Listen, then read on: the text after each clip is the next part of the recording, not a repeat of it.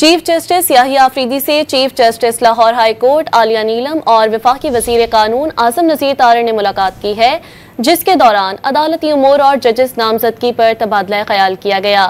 इसी हवाले से मजीद जानते हैं डॉन न्यूज़ के नुमाइंदे उमर बरनी से। जी उमर, बताइएगा मुलाकात में मजीद किन उमूर पर तबादला ख्याल किया गया? जी बिल्कुल, सुप्रीम कोर्ट में chief justice of Pakistan justice Yahya Afridi से chief justice Lahore high court justice Aliya Neelam ने मुलाकात की है। जराये के मुताबिक मुलाकात में वफाकी वजीर कानून आजम नज़ीर तारर भी मौजूद थे।